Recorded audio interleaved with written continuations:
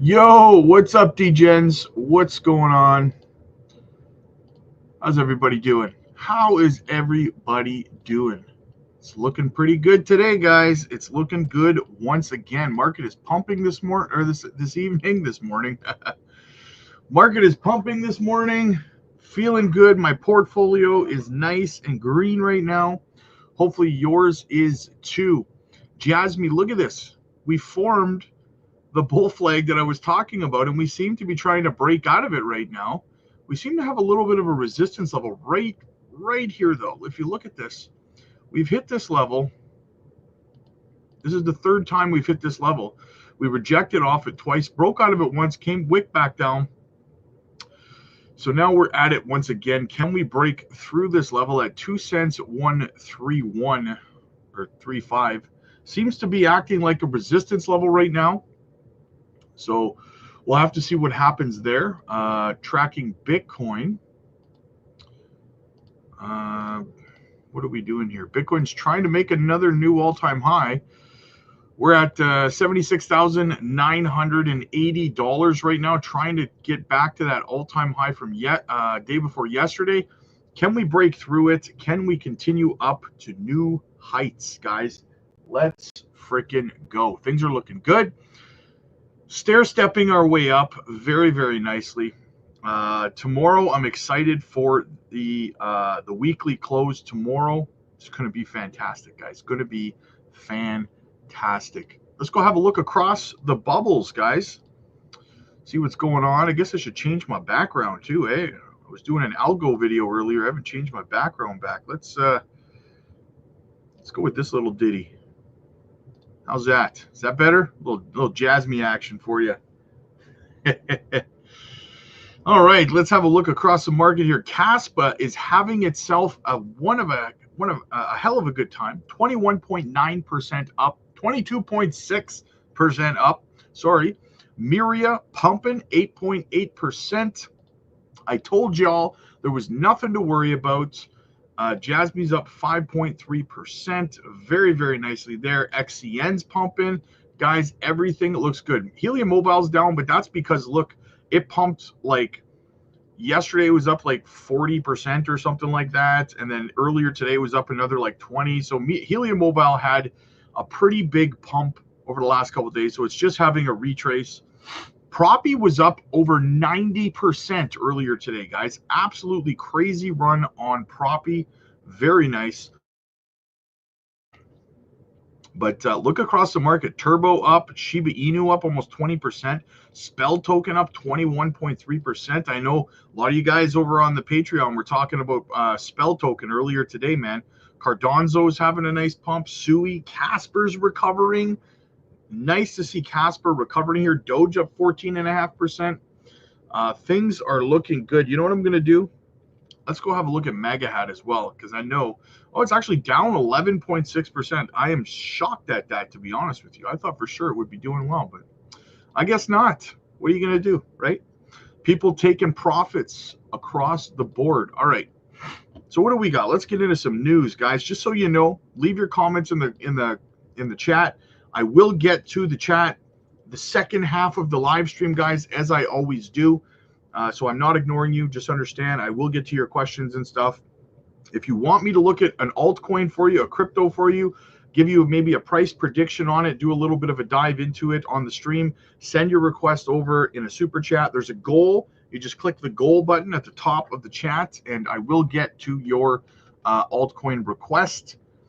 So check that out. I had to start doing that, guys, because people were asking me to do like price predictions and look at like 3, 4, 5, 6 projects in live streams, like per person, and it just got to a crazy point where no one was sending any super chats. They were just asking me to look at like 5, 6, 7 altcoins for them and stuff. So I had to start doing that to balance it out, because everyone's got to watch me do this. So yeah, if you want me to look at your altcoins, maybe give you a price target, stuff like that, pull up the chart, just put it in the super chat request. I will get to it immediately. So Jasmy Underground Research says people are figuring out how to get the Apple, Mac, Windows, and Linux nodes running. I'm waiting for the installation tutorials to share my with the wider community. So I will be on top of this with JASMY Underground. I will go check it out. He is working on a tutorial for activating the nodes on Mac and Windows and Linux for the Linux nodes here. As you can see, these are the screenshots, guys. This is for Junction, right? Operating nodes over there. Very, very bullish, guys. There's 82 Android nodes, 3 Macs. People are just starting to figure it out on Mac right now. That's why there's only 3, but it's coming along very nicely. All right, what else do we got? Check this out. We got some videos to get through. We got all kinds of things. I got the fries that'll cross your eyes, right? Fake work crew steals Bitcoin machines. Who's going to tell them? Check it out. Now to an unusual string of thefts involving what appears to be a pair of criminals disguised as a repair crew. Their target? Bitcoin machines. Catherine Cook shows us how authorities say they have managed to steal at least 3.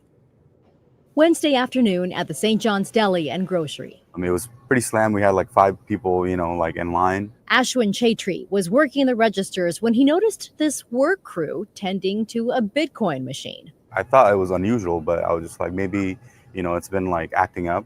Ashwin's dad owns the store, so he figured he'd set up the call. He says the work crew even phoned ahead to say they were running late. The pair unbolted the machine, put it on a hand truck, and even vacuumed. They also handed Ashwin this invoice for their work. All of it, turns out, part of an elaborate scheme. And I was like, okay, you know, seem legit. But then the next morning, I come to find out that they actually came to steal the machine from us. Ashwin says there was about $400 inside. Customers use the machine to buy Bitcoin or send money.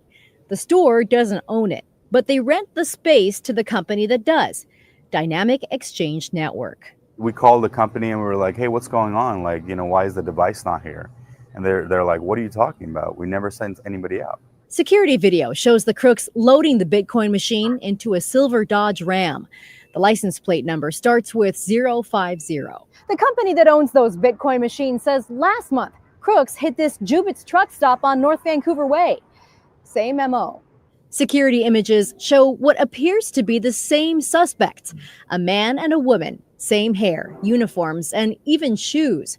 You can see the bolts left behind after the crooks got away with this one. A rep with Dynamic Exchange Network tells us they look like the same people who stole a third Bitcoin machine, this one from a service station in Albany. They left this phony invoice with store employees there. Because I don't want to see this repeating. Ashwin wants everyone to know about these guys, what they look like, what they're doing, and why they need to stop. How low can you go to steal from a business that's trying to survive in the world, you know? In North Portland, Catherine Cook.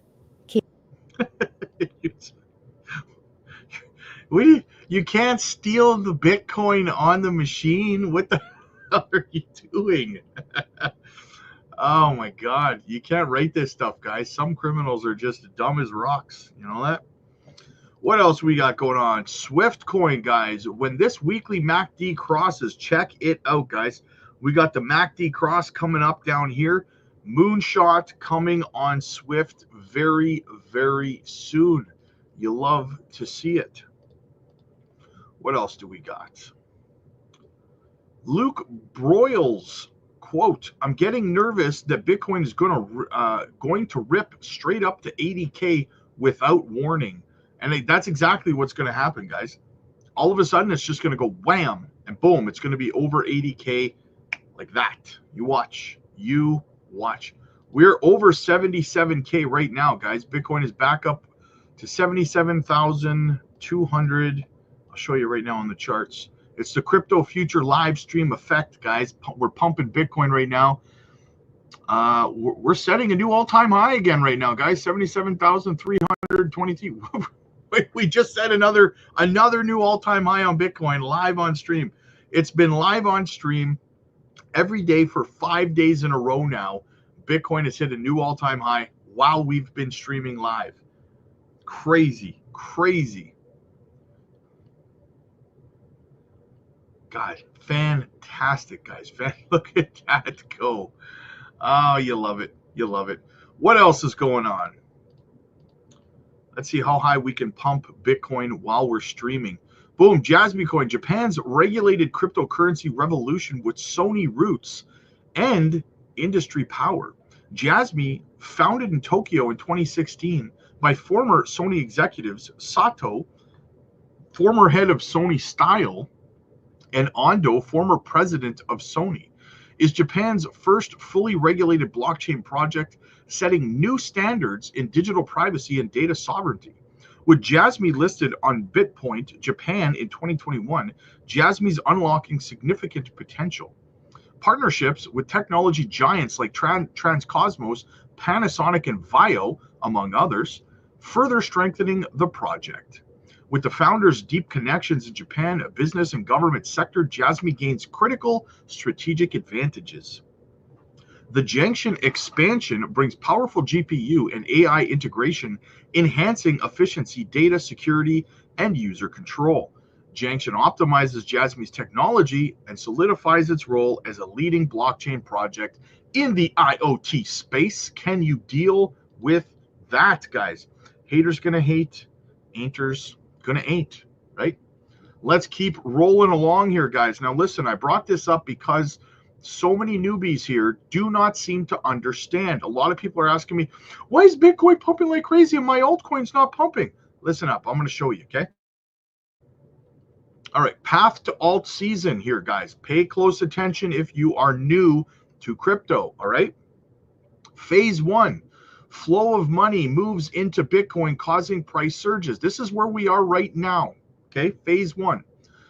In this phase, money flows in, this is the phase overlap between phase 1 and phase 2, okay? So as we transition into phase 2, what starts to happen is money flows into Ethereum, but it struggles to keep up with Bitcoin. And then Ethereum goes back and forth with Bitcoin and starts outperforming it, which we're getting close to right now because Ethereum is actually at 31,000 all of a sudden, $31,047. So we're starting to see the overlap start to happen between phase 1 and phase 2, okay? Into phase 2 is Ethereum. Ethereum is outperforming Bitcoin, and we hear talks of the flippening, okay? So then in terms of performance, Ethereum starts to outperform Bitcoin in price action, okay? That's when you know we're starting to transition towards altcoin season, and that's not happening yet, all right? And then in the overlap between phase 2 and phase 3, we have money starting to trickle into large caps where we see large buy-ups happening, okay? So that's your chain links, right? Your top, let's say 20, 25 blue chip projects, your Cardanos, your XRPs, your KASPAs, right? You're going to start to see those big caps, money start to flow into them, okay? And then right then, I know people are still going to be bugging me. Why is my tiny cap not pumping? Because it's not time yet, okay? Then we move into phase 3, okay? Phase 3, Ethereum has been outperforming Bitcoin and large caps are going parabolic. So once you start to see the large cap projects start to do their parabolic run, you know we're getting close to phase 4. Here's the overlap for phase 3 and phase 4. We have, regardless of market cap, some altcoins with strong fundamentals are having pumps. So you start to see the utility tokens, so to speak, your AI projects, your Web3 projects, your layer 1s, your layer 2s will start to run, right? And then you get into phase 4. Large caps have gone full vertical, and we're seeing blow off tops. Mid caps, low caps, and micro caps all tend to pump around the same time. Large caps have been outperforming Bitcoin and Ethereum. It seems every coin is going parabolic regardless of fundamentals. Memes are everywhere. Everyone is super excited, and you feel the mania in the air. That is the 4-phase cycle, guys. We are still right here between phase 1 and phase 2, okay? We're just starting the overlap between phase 1 and phase 2, all right? Ethereum's starting to pick up some speed. So everyone down here who has these micro caps and small caps, your Onyx coins, your Swift coins, your JASMY, stuff like that, right? Stop panicking because your coin's not pumping. We're not even close to that phase of the market yet, okay? So sit back, relax, chill, you know, put your feet up, just chill. Just chill, okay? It's coming. I hope that helped, all right? All right, so $11 trillion in assets under management. BlackRock says Bitcoin and crypto is growing faster than the internet. Check it out. Head of thematic investing at BlackRock, I really spend a lot of my time thinking about the future and some of the disruptive changes that are impacting the world and society and the economy and our portfolios around us. Oftentimes, this is about disruptive technologies. Oftentimes, it's about societal changes. But what we found with blockchain and digital assets is that in some ways, this is one of the fastest growing technologies we've seen in the last few years. On the right-hand side of the chart, you can see our adoption curve. This is just looking at how quickly certain assets are adopted by a society. And you can see that blockchain and digital assets are being adopted faster than major revolutions before it, whether that's the internet or whether that's cell phones. And there's a couple of reasons for this. The first reason is just we're living in a more digital economy than ever before. If we're consuming things online, streaming videos, playing video games, buying digital content, it makes sense to have digitally native assets to conduct those transactions, particularly when there's, secondly, and importantly, in a year like this year, where over half the world's population is voting for new leadership, not just the elections in the United States, Mexico, and India, and the European Union, we're seeing more geopolitical risk than before, and in fact, declining trust in institutions, whether that's trust in government institutions for maintaining peace and order, whether that's trust in central banks in terms of keeping inflation under control. More distrust has exacerbated the need for a global monetary alternative. The third we're seeing is demographic changes, the rise of the millennial and Gen Z generation. Millennials, at least in the United States, are set to inherit trillions of dollars, are entering peak earnings years in their work, and are increasingly playing an important role in the economy. And millennials are very different from previous generations because we, were the first generation to be digitally native, growing up with the internet, growing up with computers. We understand digital better than previous generations, and that means we're more likely to adopt digital currencies. And then finally, what I think has been really important to BlackRock in our journey in the digital asset space has been the maturing of the infrastructure in digital assets. We've seen billions of dollars move in venture capital and private equity into digital assets to fund incredible innovation in blockchain. We've seen the regulatory environment evolve to get more constructive around digital assets and how people can buy them. We've seen extremely talented people leave traditional finance to go into DeFi to help lead some of these innovations. And all of this infrastructure has really matured over the last 5 years. So between all of these tailwinds, it's really creating the opportunity for digital assets to gain broader adoption across more investors around the world. With that being said, we're in the early days. 2.9 trillion, it changes every day. Maybe it's slightly higher or slightly lower since we made this slide. But we could have focused thus far our efforts on two digital assets, the two largest. We feel that between these two assets, which represent about 75% of the market cap of the digital asset space, and have some of the most liquidity in the digital asset space, that we can really start to make headway in terms of bringing out accessible vehicles to more investors. Now, what I'm going to talk about, I've been telling you guys that adoption is happening at a rapid pace for quite some time. And I show it every day, twice a day, every live stream, right? It's happening so fast, guys. You have no idea how lucky you are to be in crypto right now. You're going to look back in 10, 15 years and you're going to go, man, was I lucky to be there. And everyone around you who's not in it is going to look around and go, damn it, right? Former CEO of Sotheby's, Tim Smith, discusses the startling finding after going down his Bitcoin rabbit hole. I can sell you a $20 million painting, but I can't tell you why a piece of code is money. That's an interesting paradox. So that was the journey. And so I dove deep and began to question what is money exactly? I thought it was currency. I was wrong. And then what creates value? Why do things have value? What is it about us that ascribes value to things, and then I literally went down a rabbit hole, and it's actually not too far off what Michael Saylor or some of these people talk about, you know, do 100 to 1,000 hours on it, and you really dive into podcasts and dive into the books and ask yourself, go on an intellectual journey about what does all this stuff mean and why is it important? And then there's startling insights that I have now at age 59 that I didn't have at age 57 that came from this journey. You want an example?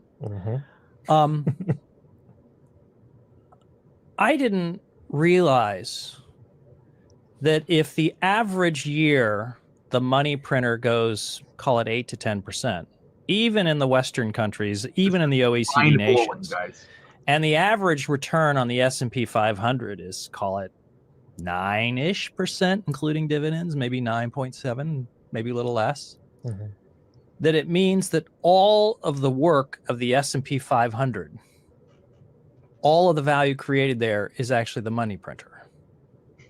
That to me was startling. I mean, to think about that, the fundamental notion that in a closed system or even an open system, when you're printing money at the rate of 8 to 10% a year, everything is losing value, and the things that appear to be gaining value are not gaining value. What he's saying here, guys, is it's a misunderstanding and almost like a general manipulation of people's understanding when they see the S&P 500 reaching new all-time highs and performing very, very well, okay? And they say, oh, what are you talking about? The economy's doing fine. And I've talked about this in the last couple of days. It's actually most of the time not that the S&P 500 is performing well. It's because they're printing money and they're injecting that money into the S&P 500, okay? So what's happening is it looks good on paper, but it's actually bad because they've watered your money down. So while you see that, you know, the S&P 500 is up, you know, 11% or whatever, right? Your purchasing power's gone down significantly more than that, right? So it's like the old, you know, sleight of hand kind of thing, and people think that the economy is doing good because the S&P 500 is pumping. Meanwhile, it's artificially pumping because they printed money and injected that money into the S&P 500, which means your money's worth less now, right? So you actually lost. It's actually worse, not better, right? If that makes sense. I hope you get that, right? Crazy, guys. Absolutely crazy. Check it out, guys. Solana's having issues again. Network has gone down again today. Unbelievable. Wouldn't be Solana if it didn't go down, right, guys? You gotta love Solana. Let's listen to our Tiny Arnold talk again. Insane news for altcoin holders. Get to the chopper, do it now. Today for the Bitcoin, but also all crypto prices. Now. The cryptocurrency market right now, I want to show you this one chart very quickly. And the altcoin market are about to make big moves. I have crazy news for you. If you are looking out for any altcoins, any cryptocurrencies, let me go straight into it. And if you want more of these extremely short videos over on X, on Twitter, like, repost, and leave comments down below with your favorite altcoins. What you can see right here is the Bitcoin dominance chart. And this moment is something I've been waiting for years. I was telling you years ago, this is a big Bitcoin season coming up. For 3 years, I was preaching Bitcoin and Bitcoin only. Now the moment has come. You can see it here. This chart I drew years ago. I showed it on YouTube. I was predicting 61% as Bitcoin dominance. And I'm not telling you from here we will collapse and the altcoins are just going to explode and Bitcoin is not. No. What I'm telling you, the upside on Bitcoin is now for a few weeks, for this window of opportunity, getting limited compared to altcoins. So I will decrease my Bitcoin stack from 80-90% down to 50-60%, and I will actually scale more into altcoins for the single purpose to get more Bitcoin. I published a video on YouTube with my whole strategy just today. Make sure you watch it, and soon here on Twitter, I will also post about my top 5, top 10 altcoin holdings. Leave your favorite altcoins down below, and of course, follow me here, like, repost. So if you guys are over on the Patreon, you know that that's exactly my strategy as well. What we do here is we make money in altcoins through this cycle, and then we take 50% of our profits at the peak of this cycle, and then when we get to the bottom, or as close to the bottom as the next bear market as possible, we put 50% of our profits directly into Bitcoin. The whole goal here is to accumulate as much Bitcoin as you can before it reaches $1 million a coin in the next 2 or 3 cycles, right? And then what we do is then we take 25% of our profits and we sprinkle that back into the altcoins in the bottom of the next bear market, building a brand new portfolio with far more money than you did this time, right? And then we just continue to rinse and repeat. So get your butts over to the Patreon. You're missing out on these strategies, guys. I'm going to make you guys on the Patreon, we are going to be all whole coiners, right? So make sure you get over there. The link is down below. And look at this guy. If you couldn't be more wrong, you want to talk about a representation of wrong? Look at this. 10 years ago, Dave Ramsey said Bitcoin is a really good way to turn $1 million into nothing. This was 10 years ago, what he said about Bitcoin. The price of Bitcoin was $567 at the time that he made this video. It's now $77,000. Listen up, guys. Dirt and gravel sell for actually pretty high prices. You know that if you've ever done any landscaping around your house. But I digress. Could you imagine saying something like this publicly on television nationally, and what it looks like today as a result? Imagine saying that when Bitcoin was $567 and now it's $76,000. Man, if I was this guy's buddy, I would come over for a beer. I'd pull this clip up on my phone and go, hey, man, check out this clip I just found, dumbass.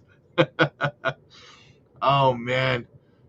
You can't write this stuff, guys. You can't write this stuff.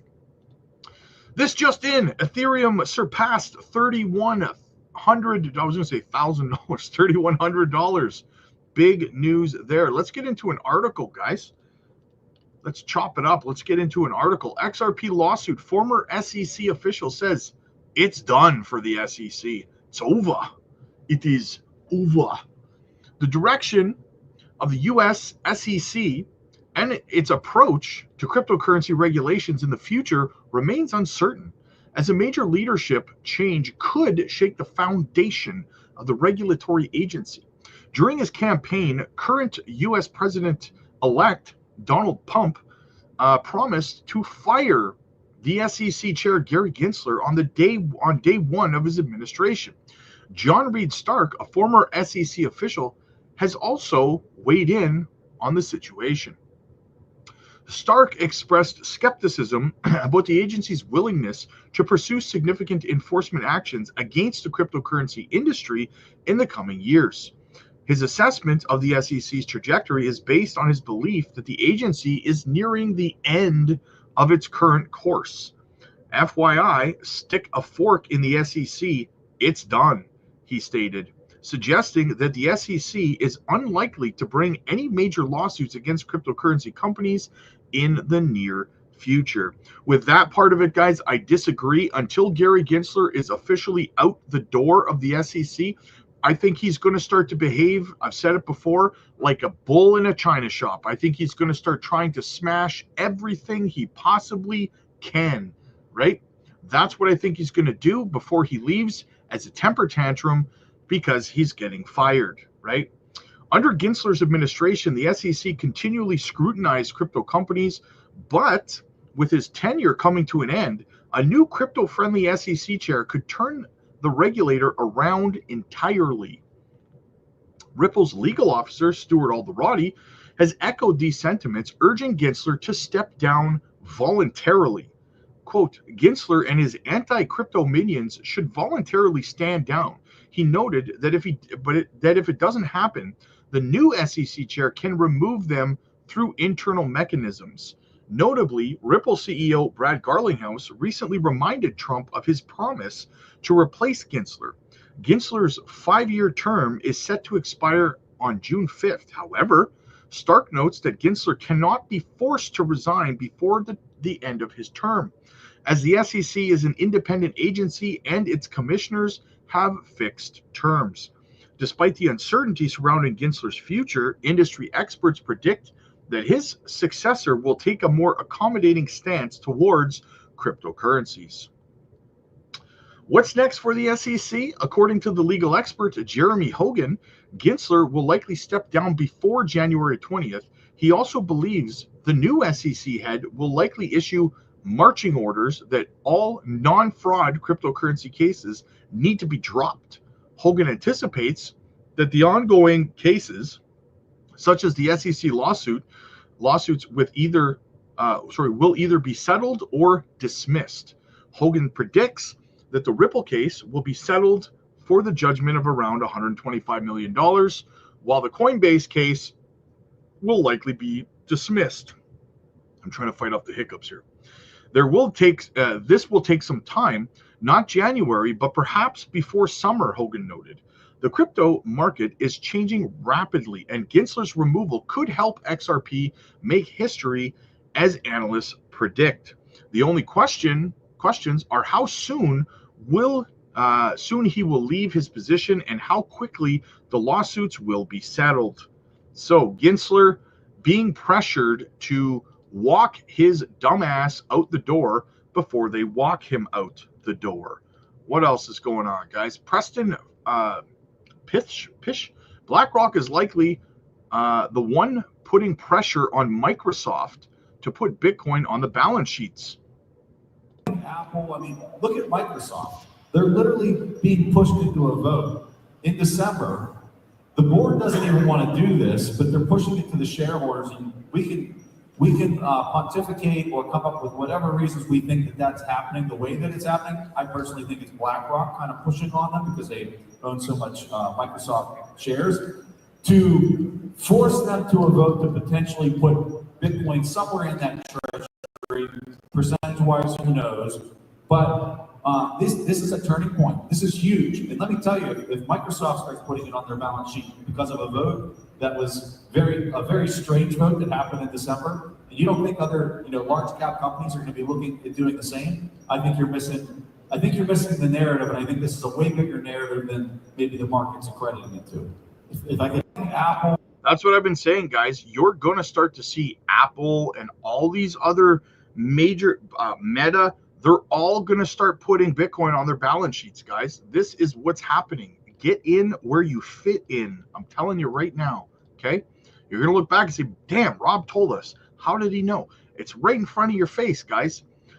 Latest BlackRock spot ETFs bought around 30,810 Bitcoin this week, while only 3,150 were minted. So BlackRock alone bought almost every single Bitcoin that was minted this month. That's not including Fidelity or any of the other MicroStrategy and of the other companies that purchased Bitcoin this week. That's just BlackRock, guys. Supply and demand is going to come. Can't stop the bum rush. I'm telling you right now. Check it out, guys. Even more bullish. Breaking $1 billion in USDT was minted at the Treasury today for Tether. You know what happens when money gets minted into USDT or USDC? They're doing it to put that money into crypto, guys. Another $1 billion coming in. Keep your head down. Put a helmet on. You are about to go to war, baby. Michael Vanderpop, pretty normal, healthy correction on the altcoins over the last couple of days. The market capitalization, next rally towards 1.8 trillion on the altcoins is coming. Guys, alts are already starting to pump. They're already starting to pump. My portfolio, my altcoin portfolio right now is green. I hope yours is too. Binance has broken $25 billion in trading volume today, guys. The news just keeps pouring in. Bullish. Just in, BlackRock spot Ethereum ETF saw $60.3 million in inflows on November 8th, making its highest inflows since August 7th. Do you see what is happening right now? Let's see if we got another. Yes, we do. Check this out. This one's for my bro, Maximus Crypto, man. A little bit of quant scoop up dem quantities. This one's for you, brother, if you're watching. We're going to cater for all markets because what we bring is that enterprise depth and volume. Because people need the Quant token, and it's in the utility paper. And I'm still hearing people saying, "What's the purpose of the token?" It's like, please just read the paper and understand what it can do. It's you need the token to access you know, the ecosystem. It use that for Overledger. You need it for transactions and volume. And from a security perspective, nothing will run unless you have the tokens, and all the transactions have to be able to be signed and validated and encrypted using the keys and the Quant token for security purposes.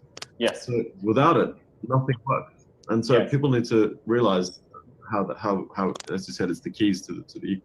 So you have to actually hold Quant tokens, guys, okay? This is utility in motion, and the tokenomics on Quant are absolutely phenomenal. That is why Quant is going to have a fantastic bull run, in my opinion.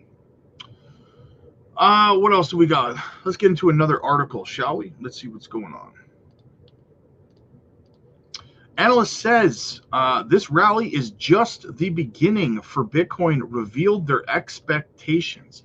Bitcoin rose to a new all-time high of $77,000 following the Fed's latest rate cuts on Thursday, while analysts predict that BTC could reach 90,000 to 125,000 by the end of 2024. Quote, "We are entering the golden age of crypto," Bitwise Chief Investment Officer Matt Hogan said on Wednesday, predicting a continued bull market for Bitcoin. Here are what experts have identified as the key drivers behind this rally. Donald Trump's recent election victory has sparked optimism among investors with his pro-crypto stance. Bitcoin's price has surged above $77,000 as Trump's administration becomes more positive towards digital assets, and traders anticipate a friendlier regulatory environment.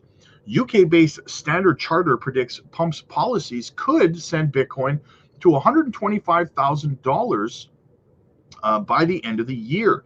Galaxy Digital CEO Mike Novogratz is optimistic about the swift lifting of banking restrictions and stablecoins for crypto firms, potentially unlocking significant institutional interest. Trump's firing of Gary Gensler, known for his regulatory crackdowns on the crypto industry, could further boost institutional adoption. Bitcoin's appeal to institutions has been evident this week. The U.S. spot ETFs seeing a record inflows of $1.4 billion on Wednesday. That influx creates a feedback loop that draws even more capital into BTC.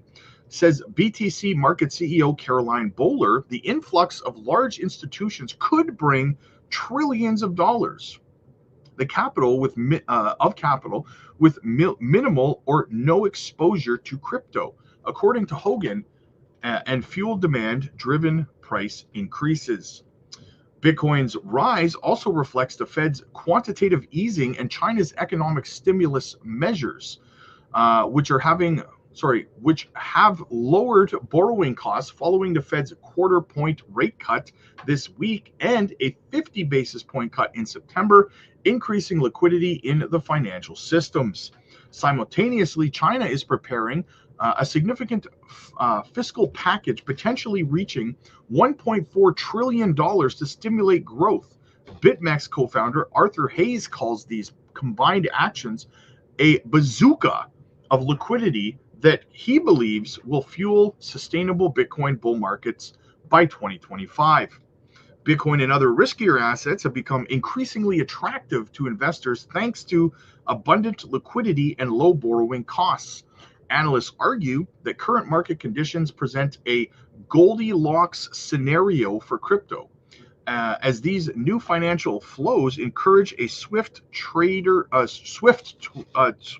shift towards high-risk, high-return assets like Bitcoin. Big things popping, little things stopping. All right, let's get into another video while I catch my breath. What do we got here? Squawk Box, it's going to be very difficult to fix the deficit with this changes in the tax spending. Tommy Lee says Bitcoin is potentially a treasury reserve asset. This is big stuff, guys. Join us now on the markets. Tom Lee, head of research at Fundstrat Global Advisors, chief investment officer at Fundstrat Capital, and the list goes on and on. Andy's a CNBC contributor. First post-election appearance that we've had. You knew Trump was going to win. Well, not many people did. Yes, that's. I'll give you credit. Are you saying you didn't? Maybe you didn't say it in so many words, but you said it. Yes, I'd say that we were placing a lot more weight on what the betting markets were pointing to, and so and we, when we look at all the deltas, and you saw it in the Trump trade, yes. And you saw it in Bitcoin, correct, and you saw it in sectors of the market that would benefit from. That's right. Presumably, but who knows from a Trump presidency? So 1,500 points out of the gate. More to come, or are we're already there? I think we need to respect this move. I mean, there was a tremendous rally post-election, and it continued yesterday. I think it really does reflect a lot of money was taken out of the market because of the uncertainty around the election, and now we know that because of policy changes and animal spirits, that this is really going to benefit things like Bitcoin and small caps and regional banks and financials. So I do think there's still a lot of upside. I mean, small caps trade at 10 times median forward earnings. I mean, that's a. So what do you think that should be? 12 times? I mean, what's the opportunity set in your mind? Well, since 1987, small caps traded on a median PE basis at a premium to the S&P. The S&P is at 17 times. So I think small caps could, in the next couple years, outperform by more than 100%. And what do you think about some of the macro issues that I think create a different level of uncertainty? We keep talking about the bond market and what that might be saying, what you think is happening with gold. Are the bond vigilantes going to be this governor on whatever you think is going to happen in Washington? As James Carville famously said, the bond market is, everyone's scared of the bond market. So that is something we need to watch. But we've had plenty of periods where stocks have risen with bonds rising. And I kind of agree with Powell's assessment that it's not yields have gone up not because of inflation, but because there's sort of a change in growth expectations. I thought that a sweep was, for either party, was the death knell for the markets and frightening to all involved. And now we're getting a sweep. Why isn't it more frightening? Maybe the sweep the other way would have been a little more frightening. Yeah. I mean, I think part of the reason investors are getting somewhat optimistic is that President Trump is entering office again, but this time with a lot more knowledge of how to build a cabinet and a team. And so in some ways, this would end up being more market friendly. And I think that's why investors are becoming optimistic. I mean, I kind of agree with the idea that there are animal spirits growing. He'll never be deficit friendly, will he? I mean, he will be deficit friendly. He won't be, if we cut taxes on tips, Social Security, overtime, remove the SALT cap, extend the tax cuts. If you do all those things, that seems like it's going to be very difficult to fix the deficit with just changes in taxes and spending. But it's probably why Bitcoin is kind of interesting here, because it's potentially a treasury reserve asset. And, if Bitcoin rises in price, it actually helps offset the liabilities, which is the deficit. So you were at 150, I think, on Bitcoin, weren't you? But yeah. Not necessarily by the end of this year, or? I think 6 figures is still possible before the end of the year, yeah. And then more next year and the year after? Yeah, I think because now, post-halving and now Bitcoin's becoming a lot more relevant, and I think maybe the regulatory overhang is diminishing, that there's a lot of upside from here, yes. Okay, S&P. End of next year? Well, between now and year end, 5 to 10% is probably the base case, just because that's the type of rally post-election, and we have a dovish Fed and the normal seasonals. Is that the right move right now for the Fed? I think inflation fighting war is largely over, and the real rate is still too high. So I agree with Fed's view that we need to move towards neutral, which is towards 3%. So I think it is supportive of markets, and business investment has been constrained. So I think these things are positive. What do you guys think? 100K Bitcoin by the end of the year? What do you think, guys? What do you think? I need to know. I need to know, guys. Do you think so? I think so. I think it's possible. I think we're going to smash through 80K in the next couple of days, to be honest with you. Look at the banana chart, guys. How does this make you feel? This is where we were 2014 to 2017. Boom, boom, boom, boom, boom. Look at here we are, guys, kissing off the trend line. Here we go. I don't know about 450K, but I digress. Here we go, right? We are primed for liftoff, guys. This is fantastic. This is fantastic. And then you can also check this out as well.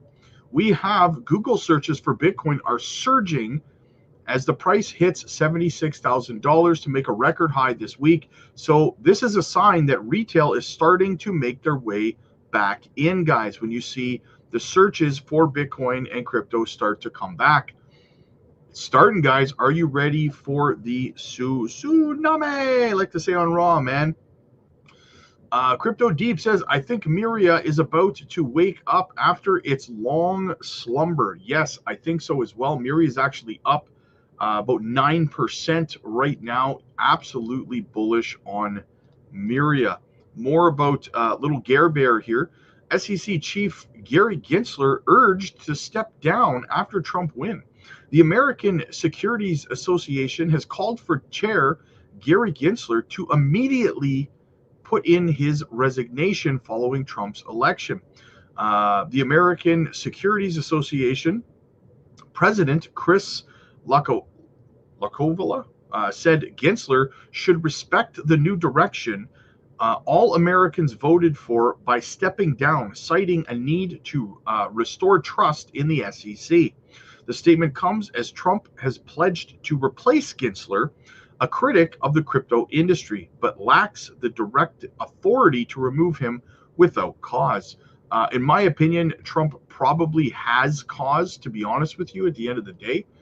I think it's kind of a stretch to say that that Trump wouldn't be able to find enough just cause to get rid of Gary Gensler, considering the courts have been telling him he's wrong. Congress has been telling him he's wrong. Check it out, guys. Bitcoin dominance on the decline here.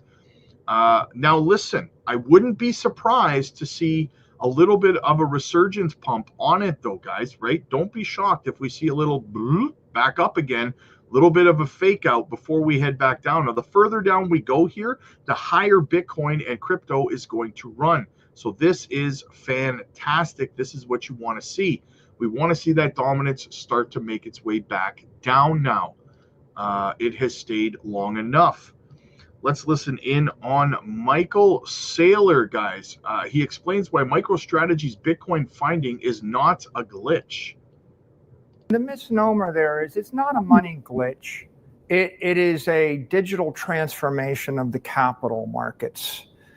When you have a system that moves from a higher energy state, a more disordered state, to a lower energy state, lots of energy gets given off. Think of steam becoming water. Like, is it a money glitch? It's just steam becoming water and it condenses. What happens when water becomes ice? It's not a heat glitch, but heat. What happens when you add heat? The ice becomes water, the water becomes steam. So if you look at the capital markets, you've got $900 trillion of wealth in the capital market. And you've got this wealth, you've got people invested in all these heterogeneous assets. Why do 98% of the companies in the S&P 500 not perform, right?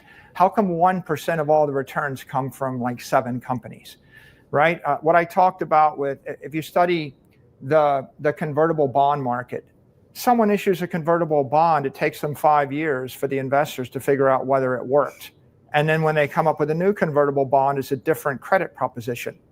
It's very inefficient, right? If you think about preferred stocks, very inefficient. Junk bonds, very inefficient. Private credit, very inefficient. Fixed income, people get very low yields. What if I'm getting this yield and I'm taking all this credit risk and counterparty risk? So of the 900 trillion in capital in the global capital markets, half of it is just long-term store of value, long-term capital. That is pure capital. People with money just want to keep their money. Rich just want to stay rich.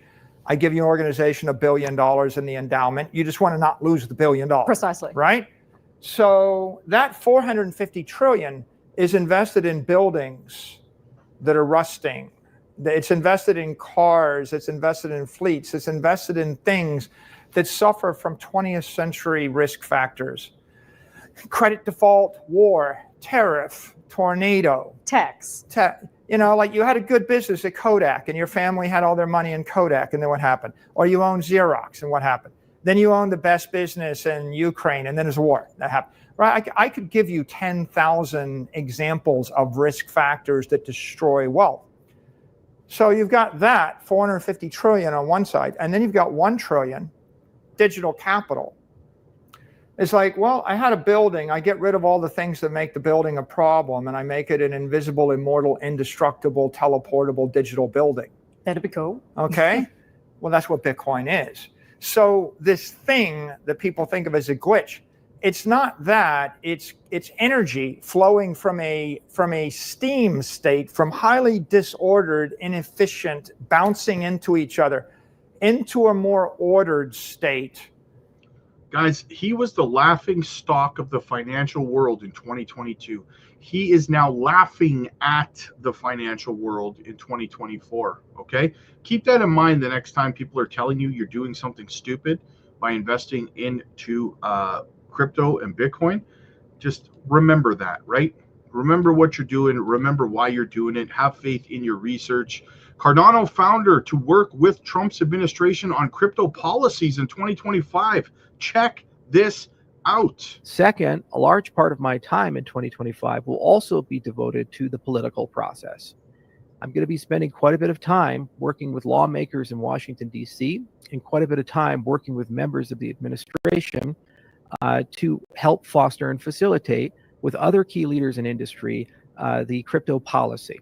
We have to do this and we have to get it done. There's a very high probability that the Republicans will control not only the Senate and the presidency, but also the Congress, the House. And in the process of doing so, this is the best opportunity we have ever had in the history of the industry to get clarity for our industry and remove the sort of Damocles that the SEC has reigned over the Cardano ecosystem, Ripple ecosystem, the Ethereum ecosystem, reigned over Solana, reigned over all the major ecosystems, and actually including Bitcoin in many respects, despite the ETF approvals. None of us signed up to have companies like BlackRock dictate to the United States what the crypto policy should be.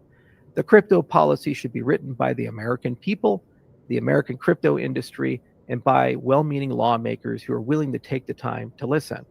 So we will establish at Input Output a policy office, and we're going to begin staffing that office, moving some personnel around, and hopefully by January we can begin to participate in that process and work with certain key leaders in certain key positions and get to a point where we can hybridize many of the proposals, including FIT 21, including the Lummis bill, the FIA, and other such things, so that we can get a bipartisan bill passed that will give us absolute clarity of when things are securities and commodities, help us navigate the often tumultuous and chaotic waters of DeFi, and get us to a point where we can get back to business.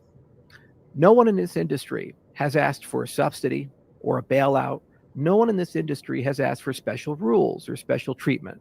All we've asked is to be left alone and be able to build our businesses and create trillions of dollars of value and millions of jobs for the American people. Whether you like him or you don't like him, he's absolutely right, guys. He's absolutely right. I think with a message like that, it makes absolutely no sense to those who aren't corrupt and those who are listening to actually get a law passed. So that's what we're going to focus on in 2025. We're going to get our growth and adoption where it needs to be, and we're going to make sure that we have solid policy so that we can move forward as a nation. As many of you know, I have personal friendships with certain lawmakers and certain people who are now members of the Trump administration. We hopefully will be able to have great dialogues with them in the coming months to put together some of this policy. And I hope to be part of that, but that has yet to be decided based upon the fact that they're not even in office yet, and they just picked a chief of staff. So it's going to take a little bit more time to see what that composition looks like. But in my early conversations with the transition team and my early conversations with many people who want to promote good crypto policy, I have every reason to believe there is a genuine desire to not relitigate and relive the last 4 disastrous years that have been so painful and harmful to all of us. I also believe there's a strong desire, especially amongst younger Democrats and younger Democrat lawmakers, for crypto policy to be bipartisan instead of a Republican issue and a wedge issue between the parties. And this is most evidenced by the fact that FIT 21 was passed in the House with more than 60 Democrat votes. Yep.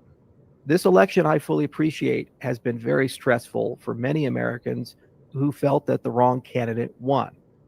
I want to take a moment to talk to them. While we do disagree on politics, and while we do disagree on the nature of how the next 4 years are going to unroll and unravel, there is one thing that unites us. We're still Americans. And I'd like to believe that we both want this country to succeed. And there are many things I think we can find common ground on. I was in Washington State for the last 5 days. Many of the people I was with were not exactly on the right side of the spectrum, but they were quite excited about Robert Kennedy being involved in health policy. And that's the power of a unity party. You don't get everything that you want, but at least you get a few things that you can unify on and talk about.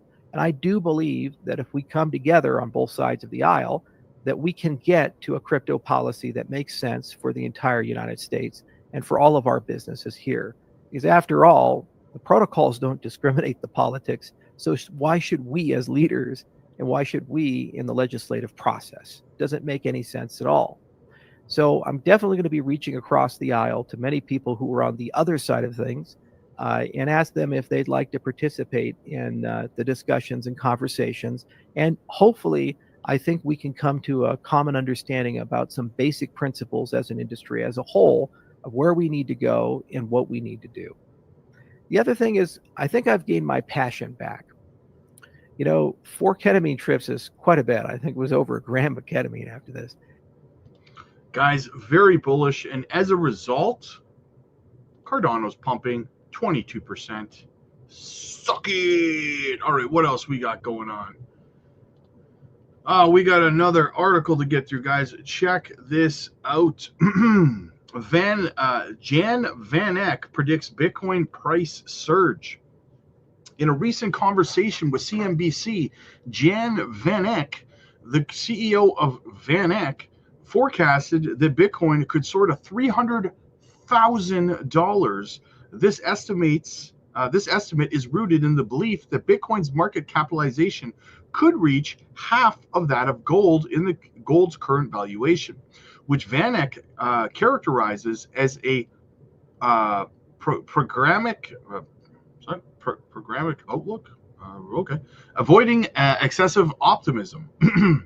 What role does Bitcoin play in gold's market? Van Eck highlights Bitcoin's potential to serve as digital gold post-positioning that over time. It could capture around 50% of gold's market cap. This vision suggests that Bitcoin aims for a substantial position without entirely displacing gold. The CEO noted that BlackRock's Bitcoin ETF has outperformed gold's ETF, aligning with Bitcoin's surge in historic highs. This trend reinforces the narrative of Bitcoin as a viable store of value, often referred to as digital gold. Recent gains in Bitcoin are attributed to highlighted interests from retail participants and growing appetite for Bitcoin ETFs. Additionally, its importance in the U.S. financial landscape is on the rise. The Bitcoin market's potential is linked to the acceptance as digital gold. Ethereum is recognized as a key platform for blockchain applications. The demand for Bitcoin ETFs is increasing, showcasing its value. Van Eck remains focused on cryptocurrencies with practical use cases supporting their roles in the financial ecosystem. Bitcoin's evolving status compared to gold bolsters the overall position of cryptocurrencies, while Ethereum continues to play a significant role in advancing blockchain technology. All right, and finally, what do we have here, guys? A little bit more fallout from Fox News, from the Trump, the mega effect. Trump's been president-elect for 3 days, and the country already looks different. New York City's saying no mas to free food for illegals. The caravans in Mexico are breaking up. Toyota is saying they're going to invest more in gas-powered cars. Europe wants to buy energy from the United States instead of Russia. Qatar is kicking Hamas out. The Dow hitting an all-time high. Jack Smith dropping his case. And Soros-funded DAs are packing their bags. America's healing. So how's Kathy Griffin dealing with it? I don't think that our beloved country, America, knows what it's in for with a fascistic society and dictator. I'm not being hyperbolic. I'm not being dramatic. To be LGBT in America, your hair is being it's not going to dramatic. be a safe thing anymore. So to be a woman in America will be even less safe than it already is. It kind of feels like 2016 all over again. I cannot live in a country that voted for Trump. I cannot spend another 4 years under that man. And so we have made the decision that we are leaving. You can literally go if you voted for Donald Trump. And I hope you go jump off of a Oh, man. You can't write this stuff, guys. You can't write this stuff. All right, let's get back over to the charts, see what's going on. Whew, look at that. JASMY broke up above resistance, but we have since wicked back down, guys.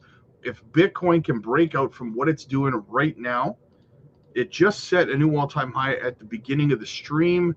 As you can see, 77,400, guys. Can we get another new all-time high today after already having one about an hour ago? Come on, let's break. I want to see this really break with some conviction here, guys. Let's get up to $80,000. That's my target. I want to see this break right here. Right here. Let's go. This is where I want to see us hit.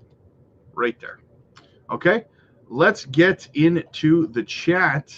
See what's going on. Shane, what's up, buddy? Good to see you, man. Guys, as always, make sure that you hit the like and subscribe to the channel. It means a lot. It really helps the channel grow. And we'd love to have you stick around, right? Good little KASPA pump today. Yes, market is looking good this evening, guys. I think we're going to have a run tonight. I think Bitcoin is going to run tonight. I think we're going to break through 78,000. I think we're going to try to make an attempt, see how close we can get to 80,000. I think it's going to happen tonight. Hey, Rob, I'm new to crypto, and I've been watching your videos all the time. My question is, should I add more JASMY in my bag or wait for a pullback? My friend, what I would say is people who wait for price targets for pullbacks and stuff like that generally end up getting left behind. What I tend to do is if I have X amount of money, let's say I have $1,000 a month that I have to put into crypto, okay? What I will generally do is I will divide that by 4, right? So $250. And once a week on Saturday or something like that, or Sunday, generally on a Saturday or Sunday, because weekends tend to be a little bit more of a correction period, then I would put that money, I would dollar cost average every weekend. That would be my strategy. I wouldn't wait for lower prices. I would DCA regardless of the price, right? That's how I operate. Over time, that would be the most effective approach.